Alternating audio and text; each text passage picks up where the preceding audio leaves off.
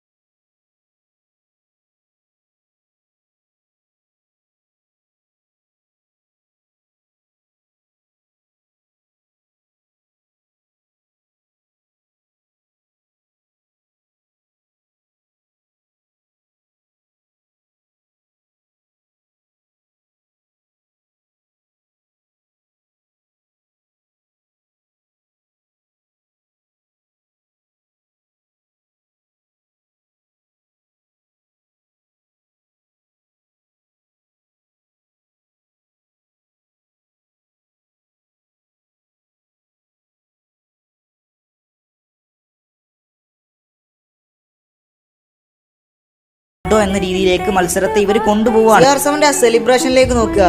ലോകമെമ്പാടുമുള്ള CR7 ആരാധകരോട് അദ്ദേഹം പറയാണ്, ഞാൻ ഇവിടെ ഉണ്ട്, നിങ്ങൾ പേടിക്കണ്ട. അങ്ങനെ ആ ചൂടേറിയ മത്സരം പുനരാരംഭിക്കുന്നു. Portugal 2 and Sweden 2. തൊട്ട് പിന്നാലെ തന്നെ പോർച്ചുഗലിന്റെ മധ്യനിരയിൽ നിന്ന് സ്വീഡന്റെ പ്രതിരോധത്തെ പിളർന്നുകൊണ്ട് CR7 അടുത്തേക്ക് ഒരു പന്ത് വരുന്നു.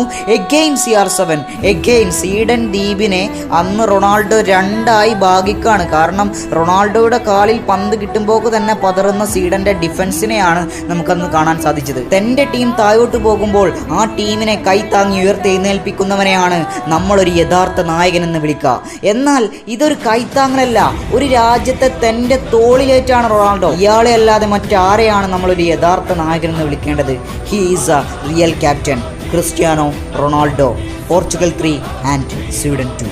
ആ ഒരു ഗോളോടുകൂടി റൊണാൾഡോ ഹാട്രിക് തേക്കിയാണ് പോർച്ചുഗലിനെ ഒരു ഗോളിന് മുന്നിലെത്തിച്ചിരിക്കുന്നു. വാശിയേറിയ മത്സരം അവസാന മിനിറ്റുകളിലേക്ക്. അതിനുശേഷം സ്വീഡൻ വീണ്ടും ആക്രമിക്കാൻ തുടങ്ങി. പക്ഷേ ഉരുക്ക് പോലെ അതിനൊക്കെ പ്രതിരോധിക്കുന്നു പോർച്ചുഗൽ ഡിഫൻസ്. സ്വീഡൻ എങ്ങനെയെങ്കിലും തിരിച്ചടിക്കണം, കാരണം ഇതൊരു ഫ്രണ്ട്ലി മാച്ച് അല്ല, വേൾഡ് കപ്പിലെ ക്വാളിഫയർ മാച്ചാണ്. ഇവിടെ റൊണാൾഡോ ആക്രമണം നിർത്തിയിട്ടില്ല, വീണ്ടും മുന്നേറ്റം നടത്തുന്നു. പക്ഷേ ഇത്തവണ പന്ത് പുറത്തേക്ക് പോകുന്നു.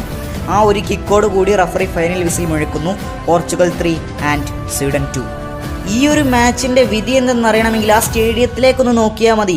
കമാൻഡർ റൊണാൾഡോ എന്ന് എഴുതിയ ഒരു ഫ്ലാഗ് അവർ ഉയർത്തിപ്പിടിക്കുന്നതായിട്ട് നമുക്ക് കാണാൻ സാധിക്കും. അതെ, അന്നൊരു പടനായകനെ തന്നെയാണ് നമ്മൾ കണ്ടത്. അങ്ങനെ റൊണാൾഡോ സ്വന്തം തോളിലേറ്റി തൻ്റെ രാജ്യത്തെ 2014 വേൾഡ് കപ്പിലേക്ക് എത്തിക്കുന്നു. ഒരു പോർച്ചുഗൽ ആരാധകനും ഒരിക്കലും ഇന്നും മറക്കാനാവാത്ത മത്സരം തന്നെയായിരുന്നു അത്.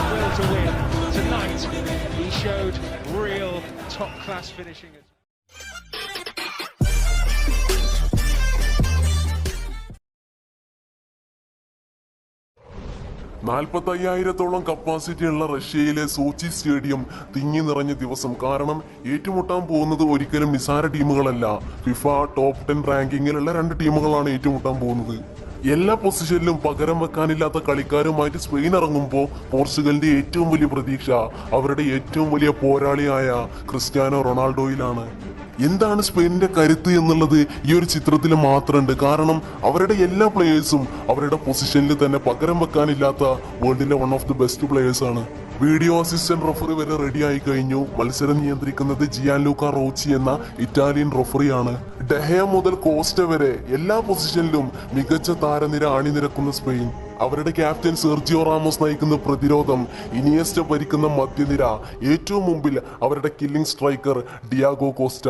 താരസമ്പന്നമായ ടീമാണ് സ്പെയിനെങ്കിൽ മറുവശത്ത് പോരാട്ടവീരൻ നെഞ്ചേറ്റിയാണ് പോർച്ചുഗൽ ഇറങ്ങുന്നത്. സ്പെയിനിന്റെ അത്ര സ്റ്റാർ വാല്യൂ ഉള്ള കളിക്കാരില്ലെങ്കിലും അവരുടെ 7ാം നമ്പർ ജേഴ്സി ധരിച്ച ക്രിസ്ത്യാനോ റൊണാൾഡോ ഒരിക്കലും നിസ്സാരക്കാരനല്ല. പോർച്ചുഗലിന് വേണ്ടി ആദ്യ കിരീടം നേടിക്കൊടുത്ത ഫെർണാണ്ടോ സാന്റോസ് ആണ് അന്നും അവരെ നയിച്ചിരുന്നത്. സോച്ചിയിലെ കുളിരുള്ള രാത്രിയിലെ ആ പോരാട്ടം കിക്ക് ഓഫിലേക്ക്. കളി തുടങ്ങിയപ്പോഴേക്കും നമ്മുടെ നാട്ടിലേക്ക് ആൾക്കാർ ഇങ്ങനെ കൂടി വരുന്നുള്ളൂ. അപ്പോഴേക്കും റൊണാൾഡോ സ്റ്റെപ്പ് ഓവർ ചെയ്ത് ബോക്സിൽ കയറുന്നു. അവിടുന്ന് സ്പെയിനിന്റെ 4ാം നമ്പർ താരം നാച്ചോ അദ്ദേഹത്തെ ഫൗൾ ചെയ്യുന്നു.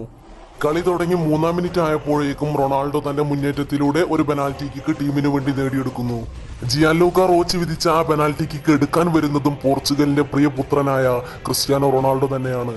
വളരെ കോൺഫിഡന്റ് ആയിട്ട് ആ പന്ത് അവിടെ വെച്ച് റൊണാൾഡോ പെനാൽറ്റിക്ക് വേണ്ടി തയ്യാറാക്കുന്നു. കറക്റ്റ് ബോക്സിന്റെ വലത്തെ മൂലയിലേക്ക് പന്തിനെ തിരിച്ചുവിട്ട് ഇടത്തേക്ക് ഓട്ടിക്കൊണ്ട് റൊണാൾഡോയുടെ സെലിബ്രേഷൻ വളരെ സുന്ദരമായിട്ടാണ്, വളരെ കാമായിട്ടാണ് റൊണാൾഡോ പെനാൽറ്റി ഹാൻഡിൽ ചെയ്തത്.